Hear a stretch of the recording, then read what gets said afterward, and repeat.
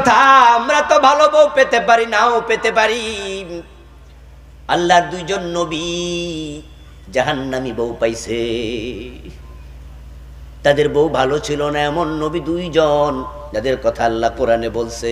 একজন নাম নবী লূত, আরেকজনের নাম নবী নূহ আলাইহিস সালাম। নূহ আলাইহিস সালামের স্ত্রী জাহান্নামী, লূত আলাইহিস সালামের স্ত্রী হবে জাহান্নামী। স্বামী ভালো, স্ত্রী ভালো নয়, তাকে যদি কষ্ট দেয়, আমার রাসূল বলেন সে মেসেজটা আল্লাহ তাআলা ওই জান্নাতি রমণীদের কানে পৌঁছায়া দেয়। ওই যে ৭২ জন বউ রেডি, আল্লাহর মেসেজ তার পায়। রাসূলুল্লাহ বলেন তখন তারা জান্নাত থেকে ওই দুনিয়ার রমণীকে তিরস্কার করে করে বলে, ও মহিলা, আমাদের স্বামী তোর কাছে মাত্র কিছুদিনের মেহমান, তাকে তুই কষ্ট দিস না। জান্নাতের হুর প্রস্তুত, গেলমান প্রস্তুত, বিল্ডিং প্রাসাদ সব প্রস্তুত। আল্লাহ তাআলা পরিপূর্ণভাবে জান্নাতকে প্রস্তুত করে তাকিয়ে আছেন তার বান্দাদের দিকে। তার বান্দারা যেতে কে কতটুকু প্রস্তুতি নিয়েছে দেখি। আমার বন্ধু, এখন আপনারাই বলুন তো, আল্লাহর জান্নাত যদি প্রস্তুত থাকে যাওয়ার জন্য, আমাদের প্রস্তুতি নেওয়া দরকার আছে না নাই? না নিলে তো বিপদ, কারণ আজকে রাত জীবনের শেষ রাত হওয়ার সম্ভাবনা আছে। প্রিয় নবীজি সাল্লাল্লাহু আলাইহি ওয়াসাল্লাম বলেছেন, তোমাদের পায়ের জুতার ফিতা তোমাদের যত নিকটে, জান্নাত জাহান্নাম আরো নিকটে। আপনারা যে স্যান্ডেল পায়ে দেন, স্যান্ডেল পায়ে দিলে কি পায়ের উপরে দুটা ফিতা থাকে না? এই ফিতা আমাদের কতটুকু দূরে নাকি কাছে? কি রে ভাইয়েরা, কথা কয় না কেন? দূরে না কাছে? রাসূল কয় তোমার জুতার পায়ের ফিতা তোমার যত কাছে, জান্নাত জাহান্নাম আরো কাছে। পায়ের চামড়া ছিদ্র করে কখনো পায়ের জুতার ফিতা ঢোকে না, বরং জুতার ফিতা পায়ের উপরে থাকে, চামড়ার ভিতরে ঢোকে না। কিন্তু জান্নাত জাহান্নাম তোমার জীবনের ভিতরে ঢুকে যাবে। জান্নাত জাহান্নাম পাওয়ার জন্য মৃত্যুবরণ করার প্রয়োজন নাই। যে জান্নাত পাবে মরার আগেই পাবে, যে জান্নাত পাবে না জাহান্নামে যাবে সে মরার আগেই যাবে। আমি জানি না বুঝা ঠিক কইছেন না না বুঝা কইছেন।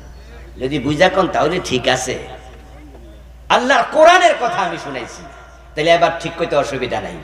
কে বলেছেন? আল্লাহ নিজে কোরআনে বলছে জান্নাত জাহান্নাম দুটা মরার আগে শুরু। আল্লাহ তাআলা বলছেন, আল্লাযীনা তাতাওয়াফাহুমুল মালাইকাতু তাইয়িবিনা ইয়াকুলুনা সালামুন আলাইকুম উদখুলুল জান্নাতা বিমা কুনতুম তা'মালুন। যারা ভালো মানুষ, ওই প্রস্তুতি নিছে, জান্নাতে যাওয়ার জন্য প্রস্তুতি লাগে। ও দোস্ত, আপনি যদি আপনার এই গ্রামের নাম কি? শ্যামপুর। এই শ্যামপুর থেকে যদি আপনি একটু আপনাদের কুষ্টিয়া শহরে যান, ওখানে যাওয়ার জন্য একটা মিনিমাম প্রস্তুতি আছে না নাই? যদি আপনি কুষ্টিয়া নয় একটু ঢাকা রওনা দেন, প্রস্তুতি একটু কম হবে না আরো বেশি হবে? যদি আপনি ঢাকা নন একটু দুবাই যাবেন, প্রস্তুতি কম না আরো বেশি হবে? তা আপনি জান্নাতে যেতে চান, প্রস্তুতি নেবেন না, এটা কেমনে হয়? আজকে ফজরের নামাজ পড়ে নাই এমন লোক এই বাংলাদেশে আসেনি? শ্যামপুর গ্রামে নাই? আজকের মাহফিলে দুই একজন থাকতেও পারে। আজকে জোহর পড়েনি, আসর পড়েনি, মাগরিব পড়েনি, এশা পড়েনি, ৫ ওয়াক্ত এক ওয়াক্ত পড়ে নাই। বলুন তো লোকটা কি জান্নাতে যাওয়ার প্রস্তুতি নিছে? কপাল পোড়া। এই যে মাহফিলে বসে আছে, ৫ ওয়াক্ত নামাজ পড়েছে, অথচ সুদে টাকা লাগায়া রাখছে, এমন সুদখোর নামাজি এই সমাজে আছে না নাই? সুদ খাওয়া মানে মায়ের সাথে জেনা করা। লিররিবা ৭৭ বাবান আইসারু আন ইয়ানকিহুর রাজুলু উম্মাহ। প্রিয় নবীজি সাল্লাল্লাহু আলাইহি ওয়াসাল্লাম বলেছেন, যে ব্যক্তি সুদ খায় তার আমলনামায় ৭৩টা বড় বড় গুনাহ লিখে দেয়া হয়। সবচেয়ে ছোট গুনাহটা হলো নিজের মায়ের ইজ্জতে হাত দেয়া। وقال النبي صلى الله عليه وسلم من أكل درهم ربا وهو يعلم أنه أشد من 36 زينة। আল্লাহর হাবিব বলছেন যে ব্যক্তি জেনে শুনে 1 টাকা সুদ খায় তার আমলনামায় 36 বার জেনার গুনাহ লিখে দেয়া হয়। যে 100 টাকা সুদ খায় তার গুনাহ হয় 3600 বার জেনা করার পরিমাণ। আপনাদের এলাকায় যে 10 লাখ টাকা সুদে লাগায় রাখছে তার প্রতিদিন সুদের ইনকাম 100 টাকা না আরো বেশি? কথা বলতে হবে ভাই আমার সাথে, আমার ওয়াজে চুপ থাকা যায় না। কি নাকি আসার সময় ভাবি মানা করে দিছে, কথা কইও না, মানা করে নাই তো? তো কথা বলেন। 10 লাখ টাকা 5 লাখ টাকা যারা লাগাইয়া রাখছে সুদে, দিনে ইনকাম সুদের টাকা 100 টাকা না আরো বেশি। 1 টাকা সুদ খেলে 3600 বার জেনা হয়। 100 টাকা 36 বার জেনা হয়। 100 টাকা সুদ খেলে 3600 বার জেনা হয়। অথচ একদিনে মিনিট আছে কয়টা? আমি গণনা দেখছি 1440টা। 60 মিনিটে 1 ঘন্টা, 24 ঘন্টা একদিন। তাহলে আপনি 24 কে 60 দিয়া পূরণ দেন, 1440 মিনিট একদিনে হবে। গুনাহ করছে 100 টাকা খাইলে 3600 বার জেনা। তাহলে প্রতি 2 মিনিটে, প্রতি 1 মিনিটে 2-3 বার জেনা করে। যেই লোক সুদে টাকা লাগায়, 100 টাকা দিনে সুদ খায়, সে যখন নামাজে দাঁড়ায় ওই নামাজের টাইমটাও তার আমলনামায় জেনার গুনাহ লেখা হতে থাকে।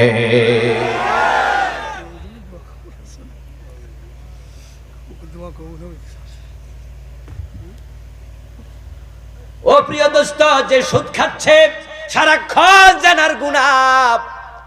আপনাদের কাছে জানতে চাই, বলুন এটা জান্নাতের প্রস্তুতি নিছে বুঝি? তো প্রস্তুতি না নিয়া কিসের জান্নাত খোঁজো দোস্ত? অথচ অনেকে আছে জান্নাতে যাইয়া কাঁঠাল খাবে, মুছে তেল দে, কষ যেন না লাগে। অথচ মসজিদের ধারে কাছে যায় না, আছে না নাই?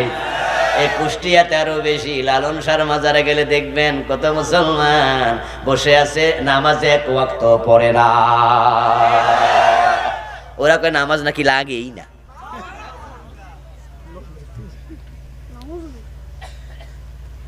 মদ খায়, গাঁজা টানে, বিড়ি টানে, বেনামাজি, রোজা প্রজা, একটা রোজা রাখে না। অথচ স্বর্গ নরক বোঝে, স্বর্গ খোঁজে, জান্নাত খোঁজে। আপনি প্রশ্ন করবেন কেমনে জান্নাতে যাইবা? তখন দোতরা কাঁধে নিয়ে বলবে, আছেন আমার মুক্তার, আছেন আমার ব্যারিস্টার, শেষ বিচারের হাইকোর্টেতে তিনি আমায় করবেন পার, আমি পাপী তিনি জামিনদার। টনটনা টনটন, কি সুন্দর দোতরা বাজায়।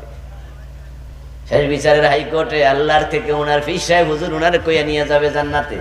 জান্নাতে যাওয়ার শখ আছে, কিন্তু প্রস্তুতির খবর নাই। আল্লাহ বলে, যারা ভালো মানুষ প্রস্তুতি নিয়েছে, জানে জান কবজের জন্য ফেরেশতা যখন আসবে এসে তাকে সালাম দেবে। ইয়াকুলুনা সালামুন আলাইকুম, এসে সবাই দল বেঁধে, 1-2 ফেরেশতা নয়, শত শত ফেরেশতা আসবে। এই আয়াতের ব্যাখ্যায় প্রিয় নবীজি সাল্লাল্লাহু আলাইহি ওয়াসাল্লাম বলছেন, ইন্নাল আবদা ইযা কানা ফি ইনকিতাইম মিনাদ দুনিয়া ওয়া ইকবালিন ইলাল আখিরা নাযালা ইলাইহি মালাইকাতুম মিনাস সামাই বিদুল উজুহ কান্না উজুহাহুমুশ শামসু। সুবহানাল্লাহ, সুবহানাল্লাহ। রাসূলুল্লাহ বলতেছেন, যখন মৃত্যুর সময় হয়, ভালো মানুষ, ঈমান আমলওয়ালা মানুষ, আকাশ থেকে আল্লাহ অসংখ্য ফেরেশতা পাঠান। মাহুম আকফানুম মিন আকফানিল জান্নাতি ওয়া হানুতুম মিন হানুতিল জান্নাহ, তাদের কাছে জান্নাতের রেশমি কাপড় পাঠায়া দেন এবং জান্নাত থেকে আতর পাঠায়া দেয়। লোকটা কি এখনো মারা গেছে নাকি? ভাই বুঝলে কথা বলেন, মারা গেছে, কিন্তু জান্নাতের আতর হাজির, তার নিয়ামত মরার আগেই শুরু। জান্নাত থেকে রেশমি কাপড় পাঠায়া দেয়। আল্লাহর ফেরেশতারা এসে তার নাকের কাছে জান্নাতের আতর ছিটায়া দেয়, মৌ মৌ গন্ধে মন ভরে যায়। এমন সুঘ্রাণ আর কোনোদিন কেউ পায় নাই। জান্নাতি ব্যক্তির কাছে এমন সুঘ্রাণ আসবে, আর সে চোখ মেলে তাকাবে, দেখবে যতদূর দেখা যায় সূর্যের আলোর মতো উজ্জ্বল চেহারাওয়ালা ফেরেশতা লাইনে দাঁড়ায়া সবাই তাকে সালাম করছে।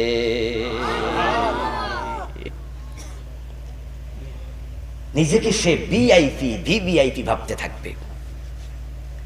এই যে আপনারা এখানে আছেন, এমন যদি হতো যে আপনি এই মাহফিলে ঢুকবেন, এখন এখান দিয়া ঢোকার পথে আপনারে দেখা হুজুরের ওয়াজ শোনা বন্ধ করে লোকজনের দিকে তাকাই রয়েছে, কয়েক দল লোক ধান দৌড়মিয়া চলে গেছে, মোসাফা শুরু করছে। আচ্ছা ধরুন তো এই টাইমে যদি আজকের মাহফিলের প্রধান অতিথি বীর মুক্তিযোদ্ধা আব্দুর রউফ, এই এলাকার এমপি নাকি, দেখছি নিরাও জি কয় না, বীর ভাই বেড়াকে আমার ঢাকার এমপি নাকি, আমি কইতাম এই এলাকার এমপি কিনা।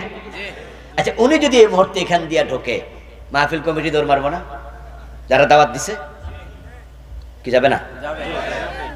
মেম্বার সাহেব যাবো, কারণ এমপি আসছে।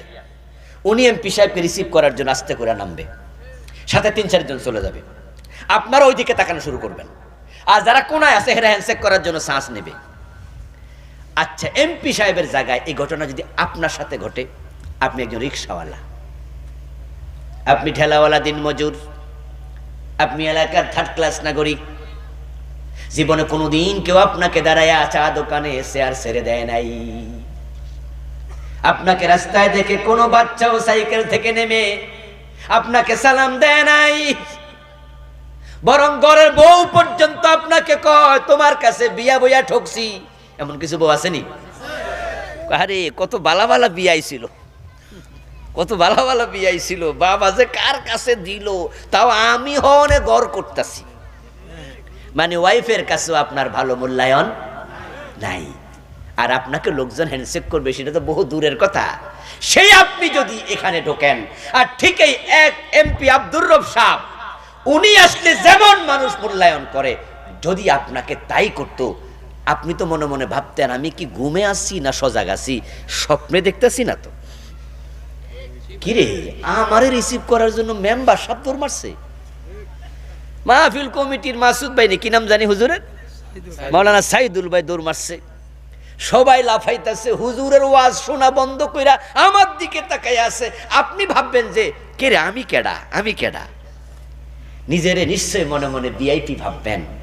আমার দোস্ত, আমার রব জানেন তার কিছু বান্দা আছে দুনিয়াতে তারা বড় অবহেলিত কিন্তু ঈমানওয়ালা, তার কিছু বান্দা আছে বড় গরীব, রিক্সা চালায়া রোজা রাখে, এমন 2-4 জন রিক্সাওয়ালা আছে না নাই? তার রোজার আমার রোজা এক নয়। এসি গাড়িতে চড়ে এসি অফিসে অফিস করে, ফ্যানের নিচে বসে বসে ব্যবসা করে রোজা রাখা, আর রিক্সা চালায়া রোজা রাখা, এই 2 রোজার মূল্য আল্লাহর কাছে মোটেও সমান নয়। যখনই গরমকাল আসে, গরমকালে সকালবেলায় রিক্সার হাতলে হাত রেখেছে, পেডেলে পা রেখেছে, রিক্সাটা চালায়া 10-20 মিনিট পরে দেখে গায়ের গেঞ্জিটা ঘামে ভিজে গেছে। দুপুর 12টার আগে বুকে পিপাসা ছুঁ ছুঁ করে, পেটের ক্ষুধা পেট খা খা করে, কিন্তু আল্লাহর বান্দা আল্লাহর ভয়ে রোজা ভাঙে না। ঠিক সমাজে সে 3rd ক্লাস নাগরিক, ওই রিক্সাওয়ালাকে কেউ সম্মান করে না, চেয়ার ছেড়ে দাঁড়ায় যায় না, কিন্তু যখন নামাজের সময় হয় ওই পুরান জামা পুরান গেঞ্জি গায়ে ওই রিক্সাওয়ালা রিক্সাকে এক পাশে দাঁড় করাইয়া মাটির মাঝে দাঁড়াইয়া নামাজ পড়ে, এমন দৃশ্য আমি দেখেছি, ঢাকা শহরে দেখেছি। রিক্সা রাইখা মসজিদে গেলে আবার চুরি হইয়া যায়, ঢাকা শহরে মানুষই চুরি হইয়া যায়, জানেন না আপনারা? এজন্য গেলে সাবধানে থাকেন, কিন্তু গ্রামের মানুষের সব বোঝে না। আমার এক দোস্তকে মহাখালী থেকে মাগরিবের আজানের সময় 2-3 জনে ধরে কিডন্যাপ করে নিয়ে গেছে। ওর নাম আবুল কালাম আজাদ, বাড়ি কিশোরগঞ্জ। উনি আমাকে ফোন দিয়ে বলতেছে, ভাই একটা দুঃসংবাদ আছে। বললাম কি হয়েছে? কইল যে আমি তো কিডন্যাপ হয়েছি। কবে? 3 দিন আগে। আল্লাহ হেফাজত করেছে আপনাকে। বললো ভাই একটু দেখে যায়। মাহফিলের সিজন ছিল কিশোরগঞ্জে, আমার মাহফিল, আমি তাকে দেখতে গেলাম। যাওয়ার পর দেখলাম যে উনি এটা গামছা গায়ে দিয়ে ঘরে বসে আছে। এমনি কালো মানুষ, গামছা গায়ে দিয়ে বসে আছে। আমি যাওয়ার পরে গামছাটা সরাইছি, দেখলাম পুরাটা পিঠ এমন ভাবে পিটাইছে চাবুক দিয়া, পুরা পিঠে সরিষা রাখার জায়গা নাই, হাত পিঠ সব পিঠে শেষ। তা আমারে দেখাইলো, দেখাইয়া বলতেছে, ভাই দেখেন কিডন্যাপে শুধু করে নাই। বললো মাগরিবের আজান হচ্ছে। এই অবস্থায় আমি ভাবলাম যে বাড়ি আসবো। উনি বাড়ি রওনা দিয়েছে, ঢাকায় আসছিল। উনি হজের কাজ করে, হাজিদেরকে হজে নেয়, আসছে অফিসিয়াল হজের কাজে। আজান শুনে আমি ভাবছি তাহলে মাগরিবের নামাজটা পড়ে গাড়িতে উঠি, না হয়তো নামাজটা কাজা হবে। এর মাঝে রাস্তা ধরে হাঁটতেছি আর ভাবতেছি মসজিদ জানি কোন পাশে। হঠাৎ দেখি 2-3 জন এসে আমাকে ধরলো, ধরে একটা মাইক্রোবাসে তুলে ফেললো। কয় সো মেরে যেমন মুরগির বাচ্চা ছিলে নিয়ে যায়, আমাকে কিছু বুঝে ওঠার আগে মাইক্রোবাসে ঢুকাই ফেললো। আমি তো কিছু বুঝলাম না, হইলো কি? যারা হজের ব্যবসা করে তারা কি বোকা মানুষ না চালাক মানুষ? বোঝেননি? আন্দাজে কোনছে কিছু বোকা না চালাক? হ্যাঁ, এরার মতো চালাক না, ইসমে তাফজিল করবে না, আসলাক, সুপারলেটিভ ডিগ্রি। কারণ তারা এই দেশের মানুষগুলোকে নিয়ে সৌদি আরবে যাইয়া কত জায়গায় ঘুরাইয়া ওই বুড়া লোকটাকেও সাথে করে আবার বাংলাদেশে ঘরে পৌঁছানো লাগে, না হয় বেড়ার ব্যবসায় লালবাতি জ্বলে উঠবে, ঠিক না? আরাফে যায় হারিয়ে যায়, মক্কা শরীফ তাওয়াফ করার সময় হারিয়ে যায়। যারা হজে গেছে তারা দেখে এমন ভিড়, কোন জায়গায় যে হারাই যাবেন টেরই পাবেন না। আর হজ যারা করে তারা এত চালাক, সব কিছু ম্যানেজ করে তারা ব্যবসা চালাইয়া যাচ্ছে। তা আমার আবুল কালাম আজাদ ভাইও খুবই চালাক মানুষ, কিন্তু কিছুই বুঝে উঠতে পারেনি। এর মাঝে কি হলো, মাইক্রোবাসে ধরলো 2 জন, 2 পাশে একটা ছুরি ধরলো, 2টা ধরে বলছে কোনো আওয়াজ করবি না, কোনো কথা বলবি না, একবারে পেটে ঢুকাই দেবো। এর মাঝে উনি চুপ, কিছু করার নাই।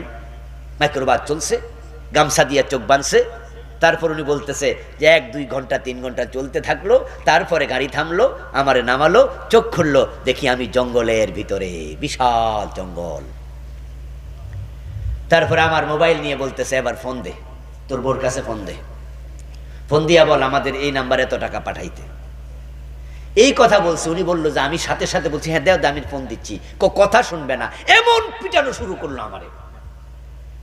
আমি তো মায়ের সহ্য করতে পারছি না, আমার হাত বেঁধে ফেললো, পা বেঁধে ফেললো।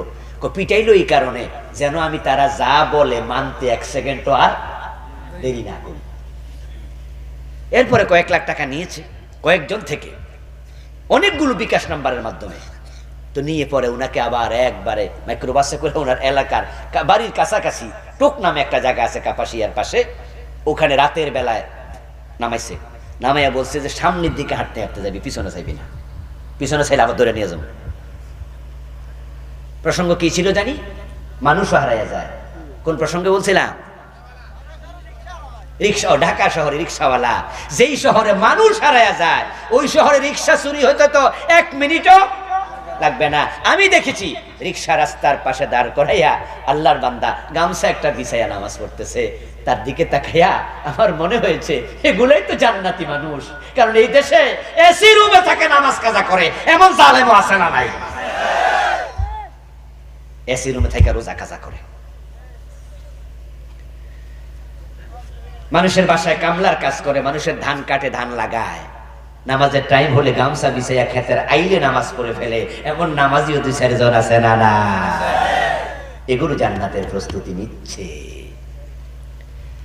আমার বন্ধু আল্লাহ তাআলা বলে, যা যা আমার ফেরেশতারা জান্নাতের রেশমি কাপড় নিয়ে যা, আমার বান্দার রূহটা তার দেহ থেকে বের করে রেশমি কাপড় আতর দিয়ে মাখবি, সুন্দর করে রেশমি কাপড়ে ঢুকাবি। তারপর আমার বান্দার রূহটাকে ইস্তেকবাল দিতে দিতে ফেরেশতারা তোরা সবাই আসমানের উপরে ইল্লিন নামক জায়গায় নিয়ে যাবি।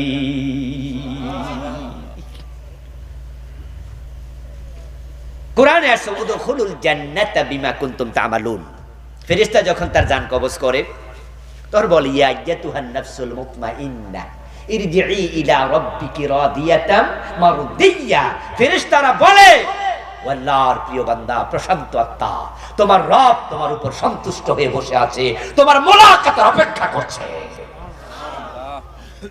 বের হয়ে আসো, বের হয়ে আসো।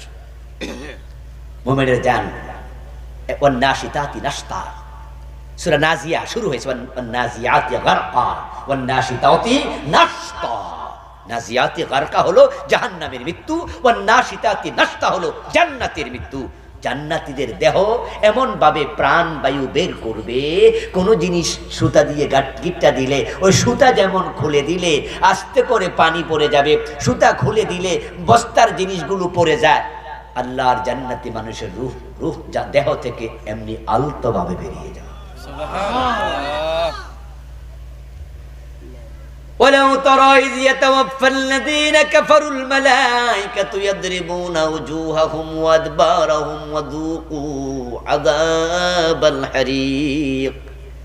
আর যারা প্রস্তুতি নেন নাই, জান্নাত আপনার কপালে নাই, আপনি সুদ খান, ঘুষ খান, নামাজ পড়েন না, রোজা রাখেন না, আপনি জুলুম করেন, ওজনে কম দেন, মালে ভেজাল দেন, আপনি দুনিয়া পায়া আখিরাত ভুলে গেছেন, এমন জালেম দু চারজন সমাজে আছে না নাই?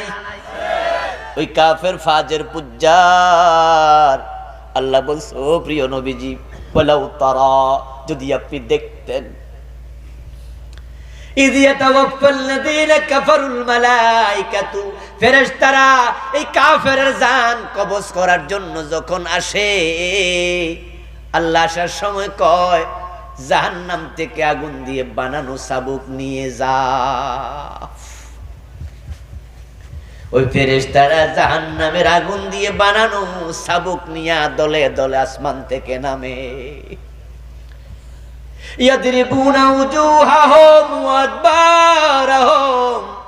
এবার আল্লাহ তাআলা কোরআনের মাঝে বলতেছে ওই ফেরেশতারা এসে যখনই তার সাথে সাক্ষাৎ হয়, তার চেহারার মাঝে আর পিঠের মাঝে ওই চাবুক দিয়া পিটাতে শুরু করে। সংবাদটা আমি দিলাম না আল্লাহ দিল? এটা আওয়াজ করে বলুন তো, বক্তব্যটা আমার না আল্লাহ? ফেরেশতারা পিটাবে, আপনি দেখবেন না। আপনার সামনে কাফেরের মৃত্যু হবে, আপনি মনে করতেছেন যেহেতু মরে যাচ্ছে, কিন্তু ফেরেশতাদের পিটাচ্ছে, এটা আপনি দেখবেন না, কারণ চোখ সবকিছু দেখার ক্ষমতা চোখের। ফেরেশতারা চেহারার মাঝে পিঠের মাঝে পিটাবে আর বলবে ওয়াযুকু আযাবাল হারিক, জাহান্নামের দগ্ধকারী শাস্তি তোমার শুরু, স্বাদ গ্রহণ করতে থাকো। এবার আপনাদের জবাব দিতে হবে, এই লোকটা কি এখনো মারা গেছে নাকি? তাহলে জাহান্নামের শাস্তি মরার পরে না আগে শুরু হয়? এই জন্য রাসূলুল্লাহ বলছেন, তোমার জুতার পিতা তোমার পায়ের যত নিকটে, জান্নাত জাহান্নাম আরো নিকটে। ও দোস্ত আমার, জান্নাতে যাওয়ার প্রস্তুতি নাও। এখন প্রস্তুতি কি? প্রস্তুতি হলো ঈমান, প্রস্তুতি হলো নেক আমল। এই দুটা জিনিস, যার ঈমান নাই সে কোনোদিন জান্নাত পাবে না। আমার সামনে পিছে ডানে বামে যারা বসে আছেন, এটা আওয়াজ দিয়ে বলুন তো, ঈমান আছে তো? ইনশাআল্লাহ বলা জায়েজ নাই। ঈমানের ক্ষেত্রে ইনশাআল্লাহ বলা জায়েজ নাই, মনে রাখবেন। ইনশাআল্লাহ মানে হলো যদি আল্লাহ চায়। তো তাহলে আপনি কি যদি আল্লাহ না চায় বেঈমান? ঈমানের ক্ষেত্রে বলতে হবে নিশ্চয় আমি ঈমানদার। আস্থার সাথে বলুন, আপনি কি কালেমা পড়েছেন? আপনি কি ঈমানদার? আলহামদুলিল্লাহ, আমরা ঈমানদার। আমরা পড়েছি আশহাদু আল্লা ইলাহা ইল্লাল্লাহ ওয়া আশহাদু আন্না মুহাম্মাদার রাসূলুল্লাহ। আপনি ঈমানদার। আচ্ছা, এবার বলুন তো, ঈমানটা ধরে রাখতে চান না হারাতে চান? ঈমান আনার পর ঈমান হারাইছে এমন মানুষ পৃথিবীতে আছে না নাই? ইয়েস। ঈমানদার দাবি করলে হবে না, ঈমান নিয়ে মরতে হবে। কত মানুষ আছে যারা মরার আগে ঈমান হারাবে, এবং এই মানুষের সংখ্যাই সবচেয়ে বেশি। কথা আমার না, কথা আল্লাহর। ওয়ামা ইউমিনু আকসারুহুম বিল্লাহি ইল্লা ওয়া হুম মুশরিকুন। আল্লাহ বলছে, আল্লাহ এখানে নাউজুবিল্লাহ পড়তে হয়, বলেন নাউজুবিল্লাহ। কিছু মেসেজ আছে শুনলে আলহামদুলিল্লাহ পড়া লাগে, কিছু আছে সুবহানাল্লাহ পড়া লাগে, কিছু আছে ইন্নালিল্লাহ পড়া লাগে, কিছু আছে নাউজুবিল্লাহ। মেসেজের উপরে ডিপেন্ড করবে অভিব্যক্তি কি হবে। কেউ যদি মারা যায় এই খবর শুনি কি আলহামদুলিল্লাহ পড়ি আমরা? তখন কি পড়ি? ইন্নালিল্লাহ। সুসংবাদ শুনলে কি পড়ি?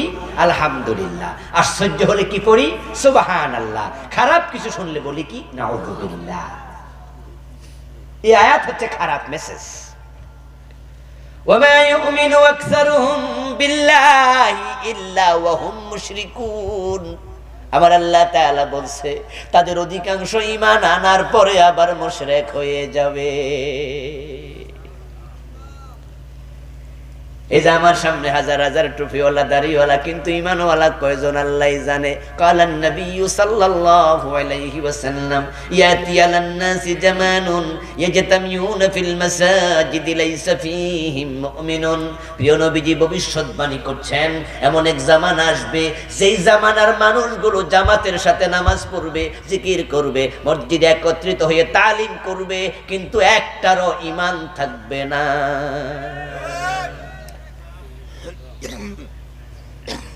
ওই জামানা আসবে না, এসে গেল কি মনে হয়? ইয়েস, এসে গেছে। কারণ বাংলাদেশে এমন মসজিদ আমি চিনি যে মসজিদের ইমাম, মুয়াজ্জিন, মুসল্লি সবগুলো কাফের, অথচ তারা 5 ওয়াক্ত নামাজ পড়ছে। এমন মসজিদ যদি আপনি চিনতে চান তাহলে চলে যান ঢাকার বকশীবাজারে।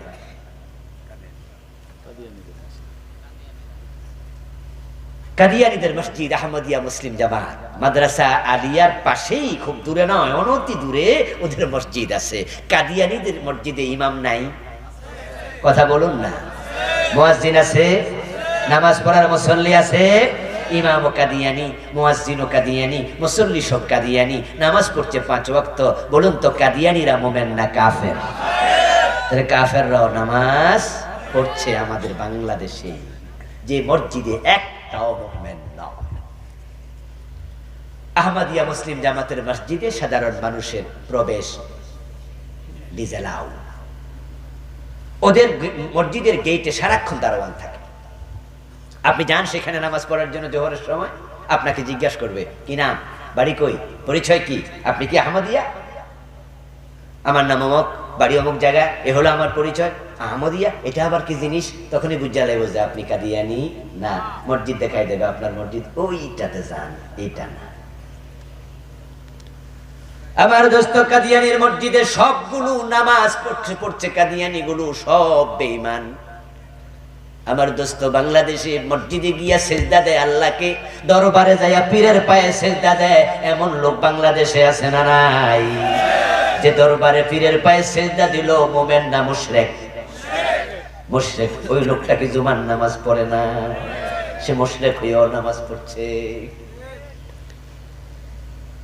বিয়ের পরে 2-4 বছর ছেলে হয় না, মেয়ে হয় না, আল্লাহর কাছে চায়, হুজুরে দোয়া করে, মা বাবার কাছে দোয়া চায়। 5-7 বছর পরে দোয়া বন্ধ, অনেক সাইসিয়ার দেয় না, পাসপোর্টে ভিসা লাগাইয়া খাজা বাবার কাছে চলে যায়। ও খাজা বাবা ছেলে দাও, মেয়ে দাও, এরকম বড়া পীরের কাছে ছেলে মেয়ে চায়। এমন লোক বাংলাদেশে আছে না নাই? অথচ সন্তান দেওয়ার মালিক শুধু কে? তো যেটার ক্ষমতা শুধু আল্লাহর, এটার সাথে অন্যকে শামিল করার নামে হলো শিরিক। ও দোস্ত, তুমি যদি জান্নাতে যেতে চাও 2টি প্রস্তুতি। 1 নাম্বার ঈমান, 2 নাম্বার নেক আমল। এখন ঈমান নিয়ে যদি মরতে চান 3টি কাজ করবেন না। প্রিয় ভাইকে আবার বলছি, ঈমান নিয়ে মরতেই হবে, মরতেই হবে, মরতেই হবে। ঈমান ছাড়া মরলে নবীর বাবাও জান্নাত পাবে না। বেঈমানের জন্য জান্নাত হারাম করেছে কে?